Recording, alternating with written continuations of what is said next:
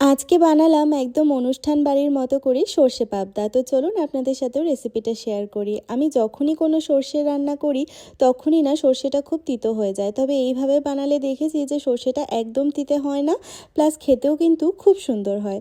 তো প্রথমেই আমি একটু কয়েকটা কাজু বাদাম নিয়ে আগে মিক্সার গ্রাইন্ডারে পেস্ট করে নিলাম। তারপরে নিলাম হচ্ছে একটু কালো সর্ষে, সাদা সর্ষে সমপরিমাণ, আর তার সাথে নিলাম সমপরিমাণ পোস্ত, দুটো কাঁচা লঙ্কা আর একটু নুন দিয়ে ভালো করে একটা পেস্ট বানিয়ে নিয়ে তার মধ্যে একটু কাঁচা তেল দিয়ে বেশ খানিকক্ষণের জন্য রেখে দিলাম।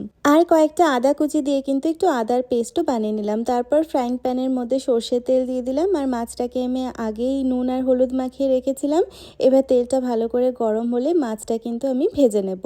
আর পাবদা মাছে যেহেতু আঁশ থাকে না, পাবদা মাছ কিন্তু খুব ছেটে, মানে তেলে পড়লেই আর কি খুব এদিক ওদিক তেলটা ছিটে যায়, তো সেজন্য খুব সাবধানে ভাজতে হয়। তো যাই হোক, এবার আমি এপিট ওপিট করে ভালো করে পাবদা মাছটাকে ভেজে নেব।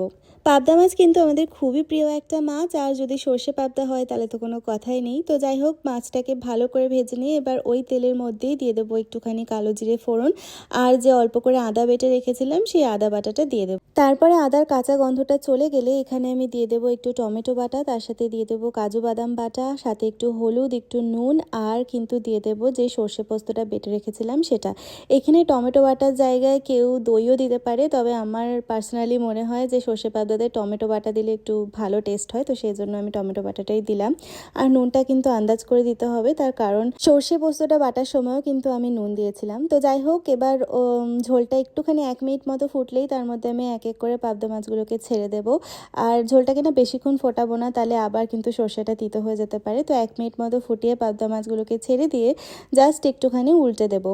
তো এটা না বেশিক্ষণ ওই জাস্ট 2-3 মিনিট মতো হবে, তারপরে কিন্তু আমি গ্যাসের ফ্লেমটা বন্ধ করে দেবো। আর ঢাকা দেওয়ার আগে ওপর থেকে একটু ধনেপাতা কুচি ছড়িয়ে দিলেই ব্যাস একদম রেডি অনুষ্ঠান বাড়ির মতো সর্ষে পাবদা। আমার মতো যাদের হাতে সর্ষে তিতো হয়ে যায় তারা অবশ্যই একবার এইভাবে রেসিপিটা ট্রাই করে দেখবেন। একদমই সর্ষে তিতো হবে না, আর খেতেও কিন্তু দারুণ লাগবে, পুরো বিয়েবাড়ির মতো। ভালো লাগলে একটা লাইক করে দেবেন।